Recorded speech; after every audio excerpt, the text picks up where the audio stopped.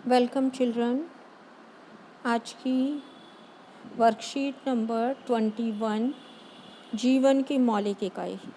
तो जीवन की मौलिक इकाई आप पिछले 2 वर्कशीट से इसके बारे में जान रहे हैं, जीवन की मौलिक इकाई चैप्टर के बारे में। आज हम इसमें कोशिका अंगक के बारे में पढ़ेंगे। कोशिका अंगक क्या होते हैं, उनका क्या कार्य है। जिज्ञासा दीदी जीव द्रव्य क्या होता है और एक कोशिका सभी जैविक क्रियाएं कैसे कर पाती है। ज्ञान ने जिज्ञासा दीदी से क्या पूछा कि जीव द्रव्य क्या होता है और एक कोशिका में सभी जैविक क्रियाएं कैसे होती हैं। तो दीदी ने क्या बताया उसको। ज्ञान, हम जानते हैं कि हर कोशिका के कम से कम 3 गुण या 3 भाग अवश्य होते हैं। हर कोशिका के कितने मुख्य भाग होते हैं बच्चों? 3। नंबर 1 प्लाज्मा झिल्ली, नंबर 2 केंद्रक और नंबर 3 कोशिका द्रव्य। ये 3 मुख्य भाग हैं किसी भी कोशिका के, सभी कोशिकाओं में पाए जाते हैं। प्लाज्मा झिल्ली, केंद्रक और कोशिका द्रव्य। कोशिका में प्लाज्मा झिल्ली से घिरा हुआ एक तरल पदार्थ होता है जिसे हम क्या कहते हैं? कोशिका द्रव्य कहते हैं। जो कोशिका में प्लाज्मा झिल्ली कोशिका को चारों ओर से घेरे रहती है, तो प्लाज्मा झिल्ली से घिरा हुआ जो तरल पदार्थ होता है, उस तरल पदार्थ को हम क्या कहते हैं? कोशिका द्रव्य कहते हैं। कोशिका द्रव्य में केंद्रक के अलावा कई सूक्ष्म संरचनाएं होती हैं, छोटी छोटी संरचनाएं होती हैं।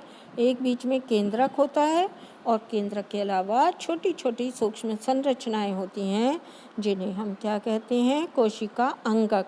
उन्हें हम कोशिका अंगक कहते हैं। यूकैरियोटिक कोशिका में, ये आपसे यूकैरियोटिक कोशिका का जिक्र किया जा रहा है। यूकैरियोटिक कोशिका की क्या खास बात है? यूकैरियोटिक कोशिका में केंद्रक झिल्ली उपस्थित होती है, जबकि दूसरी तरह की कोशिकाएं प्रोकैरियोटिक में केंद्रक झिल्ली अनुपस्थित होती है। तो यूकैरियोटिक कोशिकाओं में अंतर्द्रवी जालिका, एंडोप्लाज्मिक रेटिकुलम, गोल्जी उपकरण, गोल्जाई बॉडी, लाइसोसोम, प्लास्टिड्स, रसधानी और माइटोकॉन्ड्रिया मुख्य कोशिका अंगक हैं। ये किसके नाम थे अभी जो आपने पढ़े? ये कोशिका अंगक, जो छोटी संरचनाएं कोशिका के अंदर पाई जाती हैं, कोशिका अंगक हैं। अंतर्द्रवीय जालिका, गोल्जी उपकरण, लाइसोसोम, प्लास्टिड्स, रसधानी, वैक्यूल कहते हैं जिसको, और माइटोकॉन्ड्रिया, ये सारे कोशिका अंगक के नाम हैं। प्रत्येक यूकैरियोटिक कोशिका के ये मुख्य कोशिका अंगक हैं।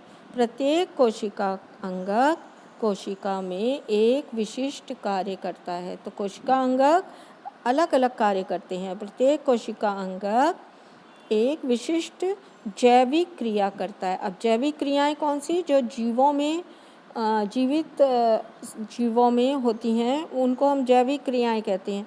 तो जैविक क्रियाएं कौन कौन सी? जैसे ऊर्जा देना, प्रोटीन और लिपिड का निर्माण करना। लिपिड क्या होता है बच्चों? वसा को कहते हैं। प्रोटीन और लिपिड का निर्माण करना, उनका भंडारण करना, अपशिष्ट पदार्थों का निपटान करना, जो हमारे शरीर के लिए या कोशिका के लिए अपशिष्ट हैं उसका निपटान करना, ये सारी जैविक क्रियाएं हैं। तो अलग अलग कोशिका अंगक अलग अलग जैविक प्रक्रिया का काम करती है। अलग अलग जैविक प्रक्रिया उसमें होती है, एक विशिष्ट कार्य करती है। कोशिका द्रव्य और केंद्रक दोनों को मिलाकर जीव द्रव्य कहते हैं। जीव द्रव्य क्या होता है? कोशिका द्रव्य और केंद्रक द्रव्य। केंद्रक के अंदर पाए जाने वाले द्रव्य को हम केंद्रक द्रव्य कहते हैं, और कोशिका द्रव्य जो कोशिका के अंदर पाया जाने वाला तरल पदार्थ है, कोशिका द्रव्य। तो कोशिका द्रव्य और केंद्रक दोनों को मिलाकर हम एक नाम में क्या कहते हैं? जीव द्रव्य। दीदी, उपापचयी क्रियाएं क्या होती हैं? अब ज्ञान ने क्या पूछ रहा है दीदी से कि उपापचयी क्रियाएं किन्हें कहते हैं। तो दीदी ने क्या बताया ज्ञान को? जीवों में जैविक क्रियाओं को करने के लिए कोशिका में विभिन्न प्रकार की रासायनिक क्रियाएं संपन्न होती हैं। क्या होती हैं? जैविक क्रियाओं को, जैविक क्रियाएं अभी आपने पढ़ी, ऊर्जा देना या पाचन होना, ये सारी जैविक क्रियाएं हैं। अपशिष्ट पदार्थों का निपटान होना।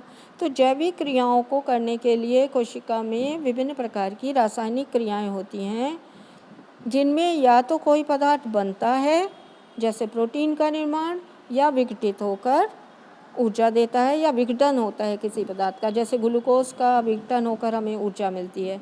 तो कोशिका में होने वाली सभी रासायनिक क्रियाओं को उपापचयी क्रियाएं कहते हैं। ये उपापचयी क्रिया थी।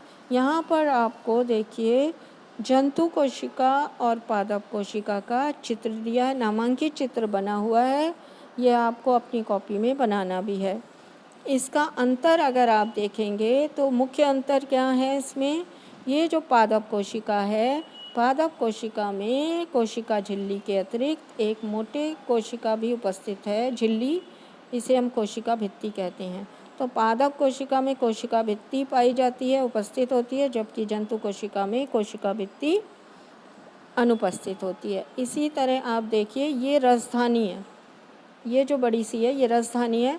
तो पादप कोशिका में एक बड़ी राजधानी पाई जाती है, जबकि जंतु कोशिका में छोटी छोटी कई राजधानियाँ पाई जाती हैं। इसके अलावा जो एक मुख्य रचना का अंतर होता है वो है प्लास्टिड। यहाँ पर देखिए ये लिखा हुआ है प्लास्टिड। तो प्लास्टिड जो है वो सिर्फ किस में पाए जाते हैं? जिसमें हरित लवक होता है, क्लोरोफिल होता है, ये सिर्फ पादप कोशिका में पाए जाते हैं प्लास्टिड, जबकि जंतु कोशिका में प्लास्टिड नहीं पाए जाते। तो इस तरह आपको दोनों चित्रों को देखकर इनमें अंतर भी लिखने हैं, अंतर पता चल जाएंगे, और कोशिका के नामांकित चित्र भी बनाने हैं। अब हम क्वेश्चन आंसर कर लेते हैं। पहला क्वेश्चन क्या है?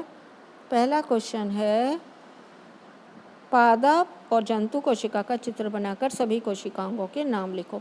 यहाँ पर आपको बहुत ही सुंदर दो चित्र दिए हुए हैं।